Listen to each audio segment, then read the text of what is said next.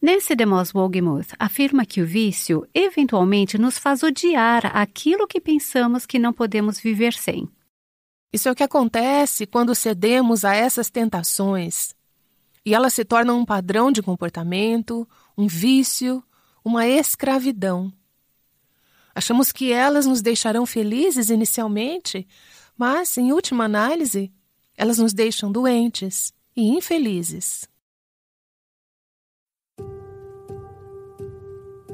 Este é o Aviva Nossos Corações, com Nancy DeMoss Wolgemuth, autora de Mulheres Atraentes Adornadas por Cristo. Anteriormente, Nancy apresentou alguns conselhos úteis sobre se é aconselhável beber com moderação ou se seria melhor nem começar a beber. Essa discussão foi resultado de nosso estudo em Tito para a série Adornadas. Saiba que mesmo que você nunca tenha provado álcool, isso não significa que você não seja suscetível ao vício.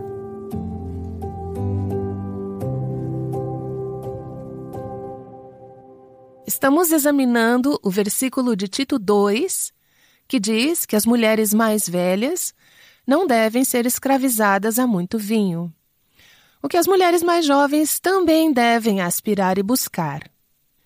A nova versão transformadora diz que elas não devem beber vinho em excesso. Nos últimos programas, abordamos o uso e o abuso de álcool em particular.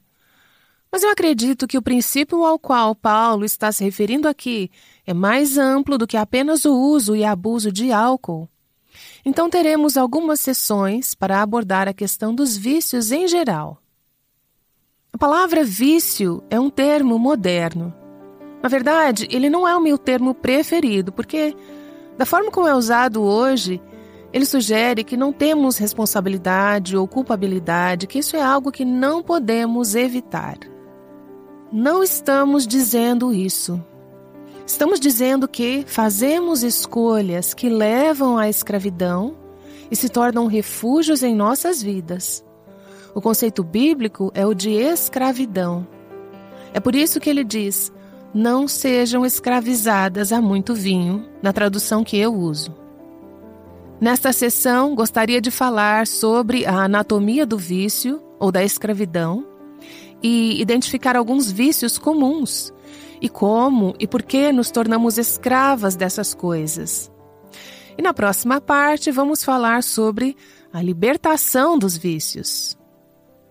Provavelmente não há uma só pessoa nos ouvindo agora, e eu me incluo aqui, que não precise crescer em percepção e compreensão de como devemos lidar com as escravidões em nossas vidas. Porém, se você não conseguir pensar ou se identificar com nenhuma área de escravidão, há muitas pessoas ao seu redor que conseguem. Ao se tornar uma mulher mais velha, você não só desejará viver uma vida livre de vícios e excessos, mas também desejará ser o tipo de mulher que pode ajudar as mulheres mais jovens a lidar com estas questões.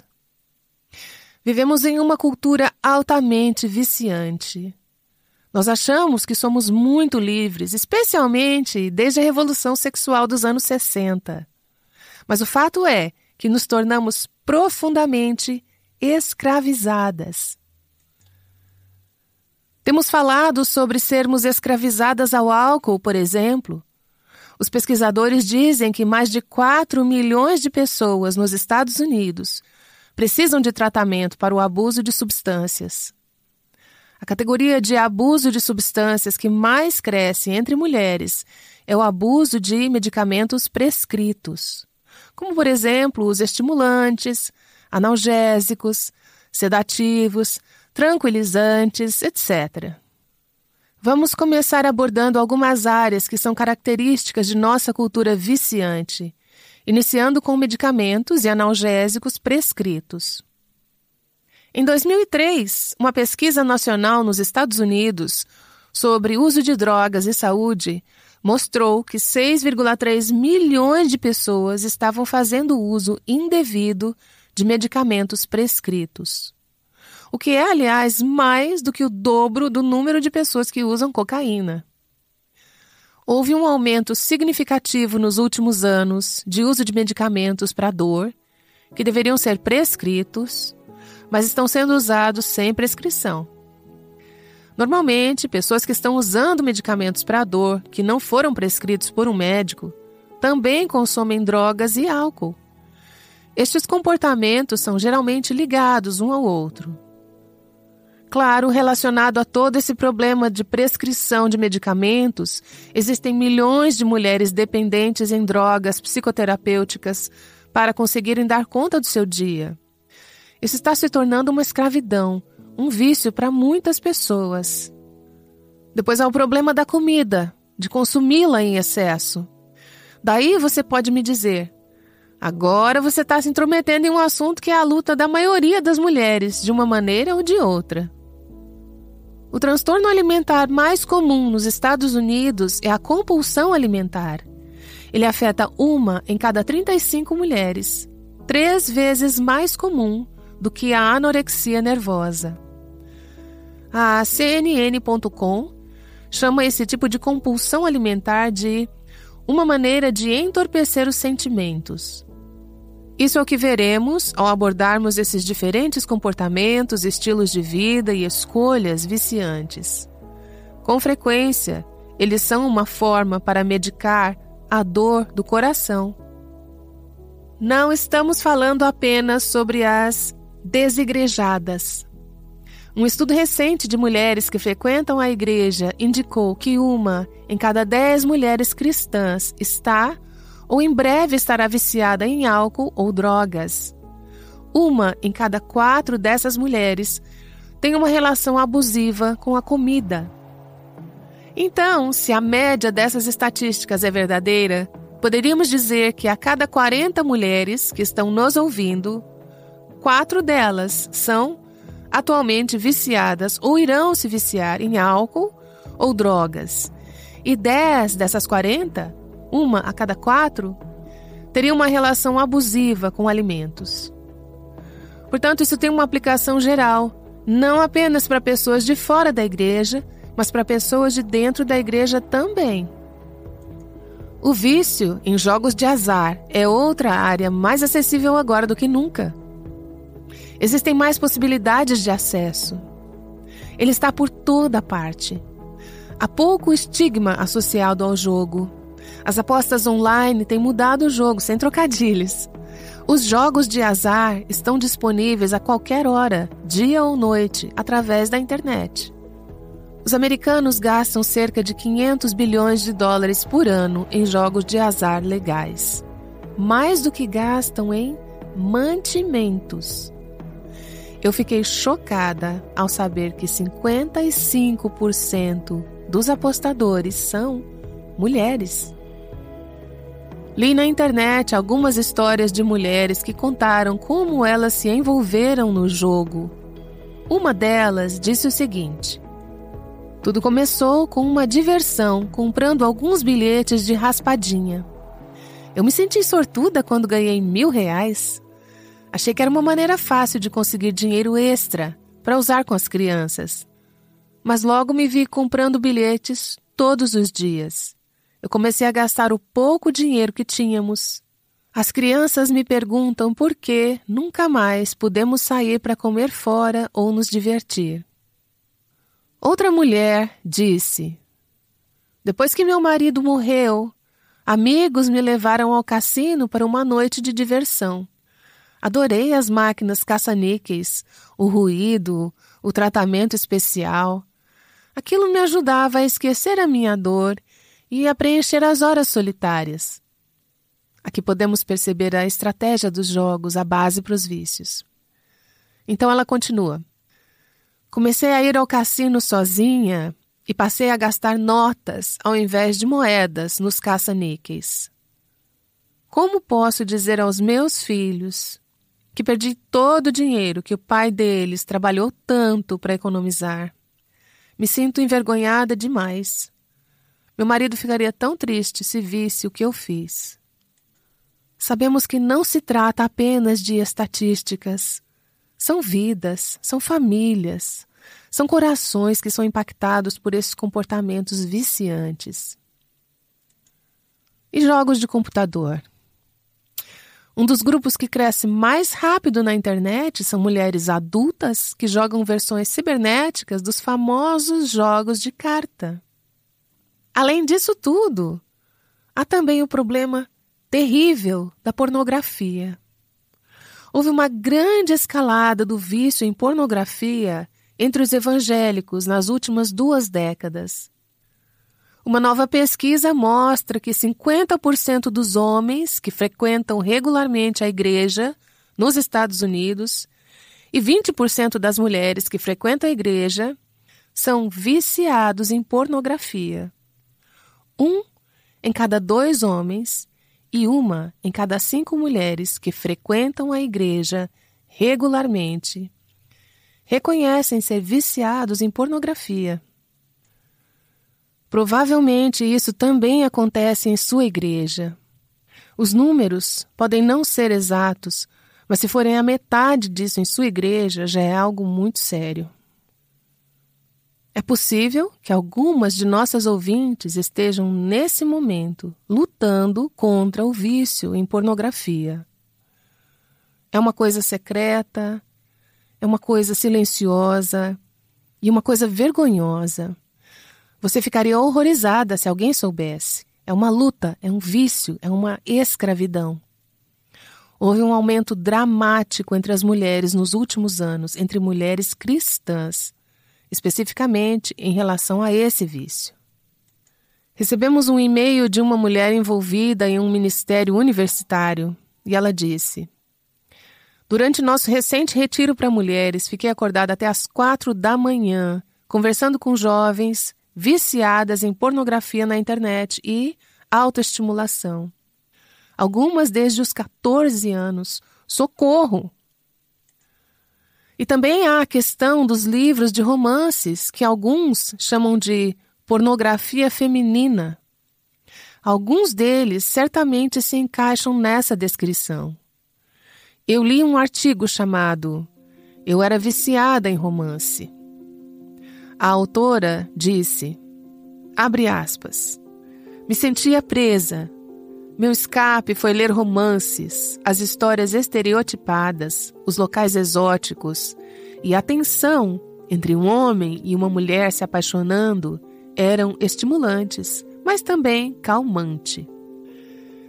Como eu trabalhava apenas pela manhã, passava as tardes lendo 1 ou 2 romances antes que as crianças voltassem para casa da escola.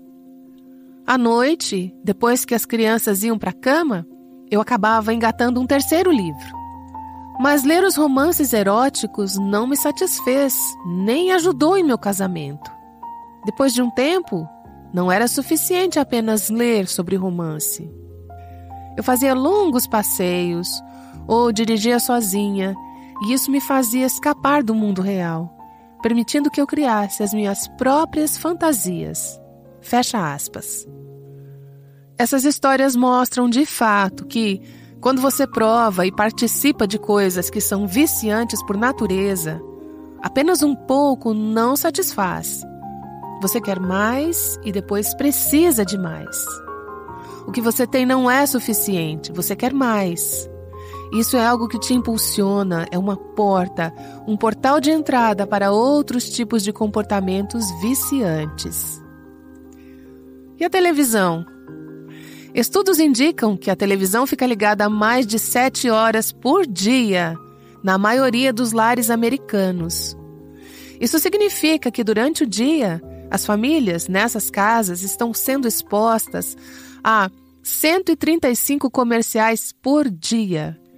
Isso é acumulativo. Durante um ano, uma pessoa é exposta a 2.500 horas de TV, incluindo quase 50.000 comerciais, promovendo coisas que você não precisa. Consumismo, materialismo, ganância, extravagância e todos os tipos de estilos de vida excessivos. 13% dos americanos admitem ser viciados em televisão. Na verdade, acho que o número é ainda maior do que isso. Hoje em dia, o que era o vício em televisão, para muitas pessoas, se tornou em vício online. que é de onde obtemos muito de nosso entretenimento ultimamente, incluindo séries de Netflix, vídeos no YouTube e também Instagram e Facebook. E as novelas? Especialmente para a mulher brasileira. A autora Shannon Ethridge escreveu alguns livros para mulheres sobre como lidar com questões morais. Em um artigo muito sincero, refletindo em sua própria história, ela disse: "Não era pura coincidência eu estar experimentando a maior tentação extraconjugal durante os dias em que assistia novelas românticas, enquanto meus filhos estavam tirando uma soneca.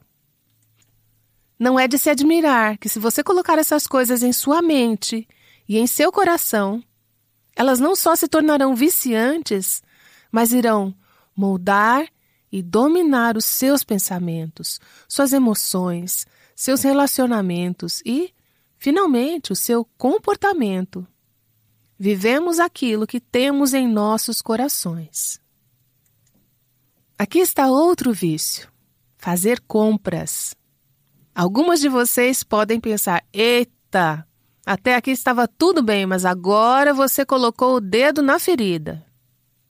A CNN.com diz que a compra compulsiva afeta até 8% da população dos Estados Unidos e 90% desses viciados em compras são mulheres, o que não é nenhuma surpresa. Saiu um artigo na revista Money Magazine há algum tempo chamado Confissões de uma Compradora Compulsiva. A autora deste artigo contou uma história sobre outra mulher no auge do seu vício, e ela estima que gastava cerca de R$2.000 por semana e passava de 8 a 10 horas por dia em compras online de roupas infantis de grife, de marca. Essa mulher disse, abre aspas, "Eu tinha um aumento de adrenalina, uma euforia física. Chegou a tal ponto que, só de pensar em fazer compras, eu começava a tremer." Fecha aspas. Para algumas de vocês, isso talvez seja incompreensível, mas o vício não começou repentinamente. Tudo começou provando, cedendo, fazendo concessões, o que gradualmente se tornou uma compulsão. A autora prosseguiu dizendo que o fato dela ter estourado o limite do cartão de crédito, chegando a mais de R$250 mil em dívidas relacionadas às compras, e de perceber que conversava mais e mais com outras mães também obcecadas por roupas infantis de determinada marca, do que com sua própria família, acabaram por convencê-la de que ela precisava de um tratamento. Outra coisa que vira uma escravidão para as pessoas são as dívidas. Quando as pessoas se candidatam a se juntar a este ministério, perguntamos se elas possuem uma situação financeira livre para se comprometerem conosco.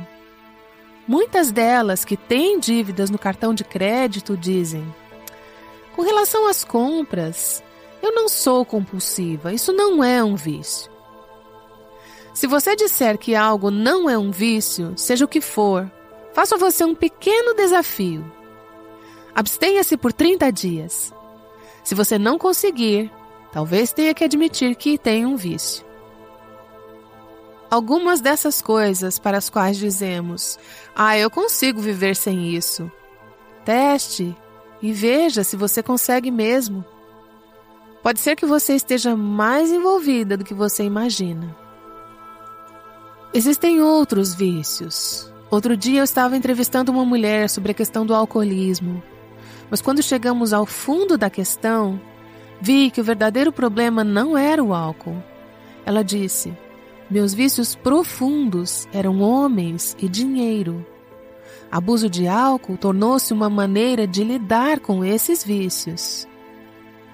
Para outros, são coisas que não são tão tangíveis como o temor a homens ou a vontade de obter a aprovação dos outros. Quero que façamos a seguinte pergunta: como esses vícios se desenvolvem? Eles não começam como vícios. Você não acorda uma manhã e se vê escravizada ao jogo, a romances, ao álcool ou a remédios controlados. Ultimamente tenho falado com as pessoas, fazendo perguntas, ouvido, observando e tentando descobrir algo sobre a anatomia dos vícios. Aqui estão algumas observações que fiz. Em muitos casos, as pessoas estão tentando entorpecer ou anestesiar alguma dor. Elas estão tentando lidar com a dor. Elas estão procurando alívio da solidão, da dor. Elas estão buscando conforto, consolo e fuga. Do que elas estão tentando escapar? De todo tipo de coisas. Algumas estão tentando escapar do seu passado, fracassos, abusos, rejeição, ou tentando escapar dos problemas. Problemas no casamento, pressão financeira, problemas com filhos. De alguma forma, elas estão tentando entorpecer a dor, tentando escapar, tentando encontrar conforto. Em alguns casos, os vícios são o resultado da raiva, que não foi tratada de maneira bíblica. A vida não está dando certo. Houveram decepções, mágoas. Então, para alguns, o comportamento viciante é uma forma de cerrar o punho contra o mundo, contra si mesmo, contra os outros, ou mesmo, em última análise, contra Deus. Você pode pensar inconscientemente: Deus não fez nada, então eu vou fazer algo para me sentir bem. Vou justificar algo que sei que não é saudável ou íntegro, como uma forma de expressar a minha raiva. Em outros casos, e provavelmente na maioria dos casos, as pessoas estão tentando satisfazer desejos que não foram satisfeitos. Elas estão tentando preencher o vazio em seus corações. É por isso que todos nós temos o que a Bíblia chama de desejos. O capítulo 1 de Tiago nos diz: cada um, porém, é tentado pelo próprio mau desejo, sendo por este arrastado e seduzido. Algumas traduções usam a palavra luxúria. Somos atraídos ou tentados por desejos que residem em nossos próprios corações. Pode ser um desejo de prazer, de reconhecimento, de aprovação, de significado, de companheirismo, de controle ou de alívio. Ouça com atenção. O desejo em si pode não ser inerentemente errado. Ele pode ser um desejo legítimo. O problema é quando esse desejo se torna uma demanda. Quando eu digo: eu tenho que ter isso, eu terei agora, eu vou fazer do meu jeito. A tentação que enfrentamos é a de satisfazer nossos desejos naturais, que são apenas neutros, nem maus, nem bons. Porém, em muitos casos, satisfazê-los de uma forma que é contrária à vontade de Deus ou ao tempo de Deus. Considere o desejo de companheirismo.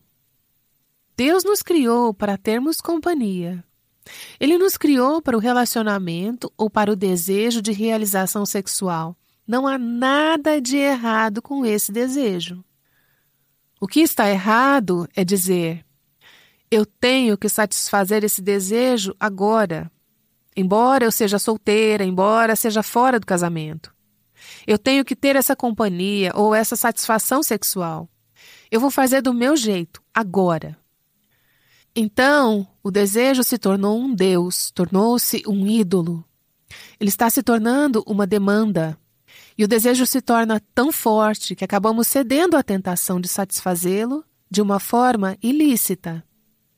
O que acontece quando cedemos à tentação uma vez?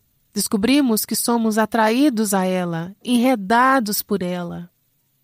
Conforme Satanás joga a isca para nós, ela se torna o nosso desejo. Então mordemos e somos fisgados pelo anzol. Assim somos atraídos repetidamente. O que foi uma escolha única de dizer sim para satisfazer a esse desejo se torna um hábito, uma prisão, uma escravidão. Achamos que isso vai satisfazer nossos desejos, mas na verdade acaba nos destruindo.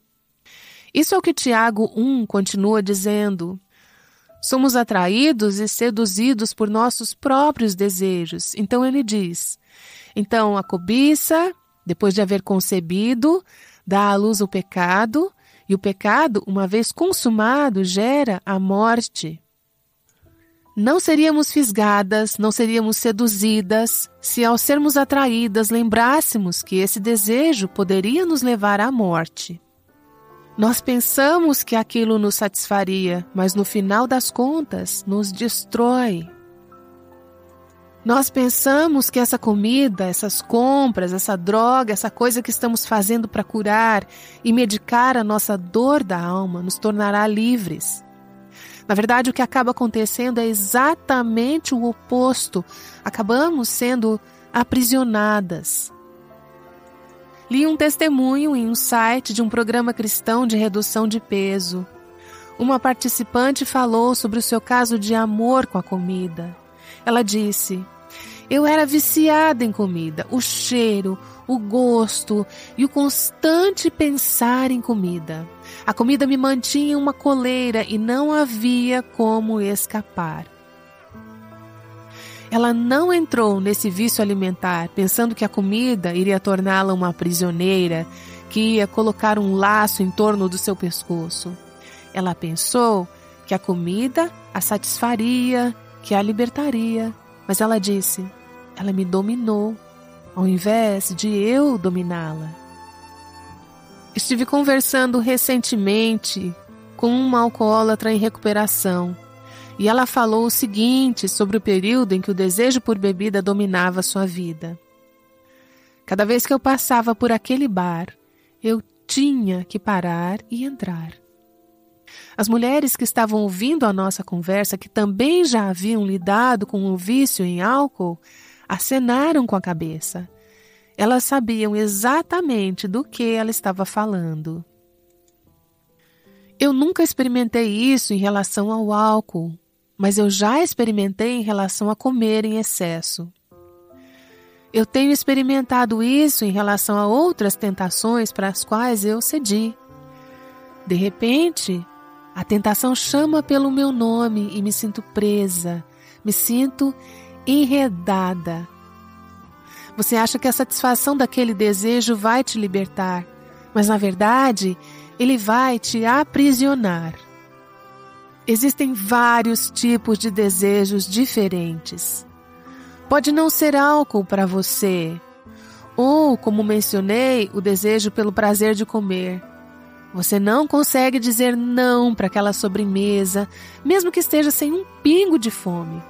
Ou um desejo intenso por companheirismo ou por afirmação. Você alimenta esse desejo, você o incita.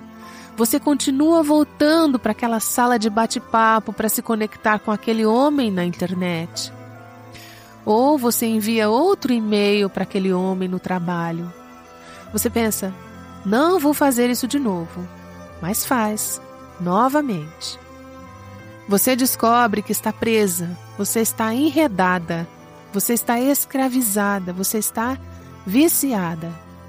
Você pode ser solteira ou casada e ter desejos e pensamentos sexuais ilícitos.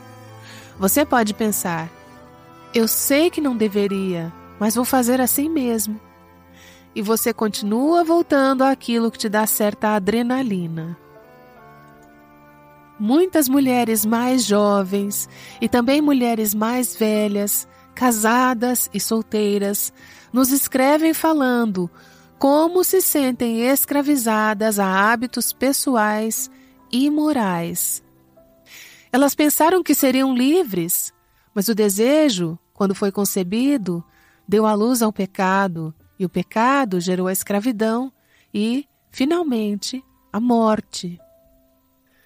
É por isso que Pedro diz em 2 Pedro, capítulo 2, no versículo 19, o homem fica escravo daquilo que o domina. Ele está falando sobre ser dominado por nossas paixões. Nós pensamos que essas coisas vão nos fazer sentir melhor. Não faríamos certas coisas se não pensássemos que elas nos fariam sentir melhor. Mas, na verdade, elas acabam nos deixando doentes e infelizes. Eu penso naquele versículo em Provérbios 25 que diz: se você encontrar mel, coma apenas o suficiente para que não fique enjoado e vomite. Você ficará enjoada. Foi demais.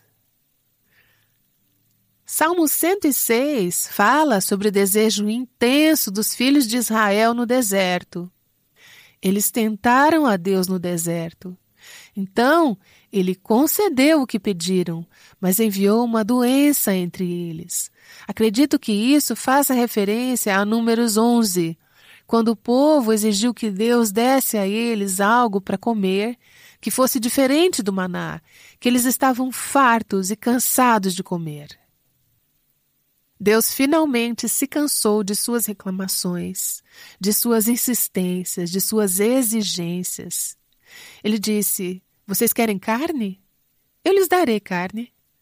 Então, ele diz em Números 11:19, vocês não comerão carne apenas um dia, ou 2, ou 5, ou 10, ou 20, mas um mês inteiro, até que saia a carne pelo nariz de vocês e vocês tenham nojo dela, porque rejeitaram o Senhor que está no meio de vocês.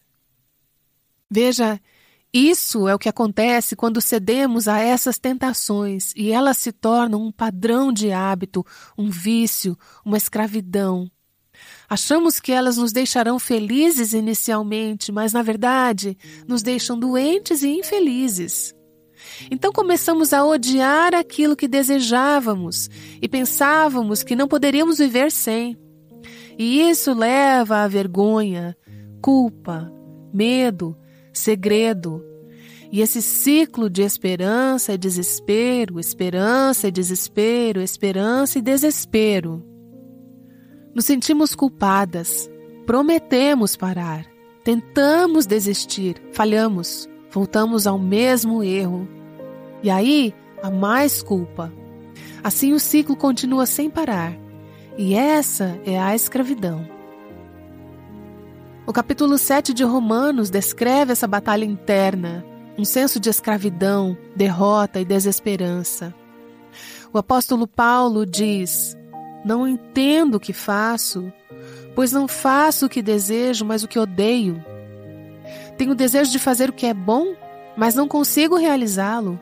Pois o que faço não é o bem que desejo, mas o mal que não quero fazer. Esse eu continuo fazendo. Ele passa a descrever a sua luta e finalmente diz: miserável homem que sou, quem me libertará do corpo sujeito a esta morte?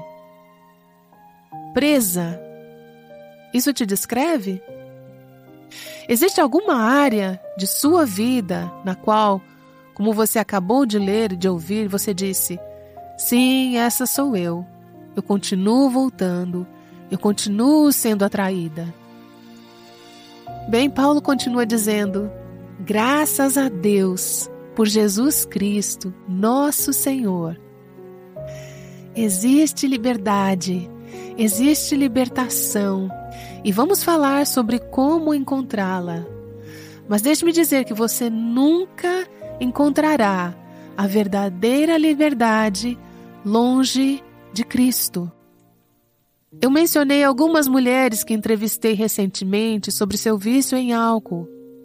Uma delas descreveu estar sóbria por 2 anos e meio, mas ela disse, era uma batalha constante. Ela não estava livre. Ela não estava bebendo, mas ela não estava livre. Ela disse que era totalmente dependente de seu próprio esforço. Até que, finalmente, colocou a sua fé em Jesus Cristo e começou a contar com o poder do Espírito Santo dentro dela. E ela disse: através de Cristo e da mudança que Ele fez em meus desejos, eu não tenho mais desejo pelo álcool. Foi Cristo quem a libertou totalmente da escravidão e do vício. Jesus disse: "E conhecerão a verdade, e a verdade os libertará." Satanás a escravizou por meio de mentiras e engano, mas a verdade a libertará. Quem é a verdade? É Cristo. Cristo é a verdade. O poder de Cristo e sua cruz pode libertar você. Falaremos mais sobre isso no próximo episódio. O poder da cruz é maior do que qualquer vício. Não importa se o vício envolve álcool, drogas ou se o vício representa algo mais sutil. Nancy DeMoss Wolgemuth tem nos mostrado o perigo de qualquer tipo de vício. E Nancy, eu sei que os estudos sobre vícios estão falando com as ouvintes exatamente como elas estão.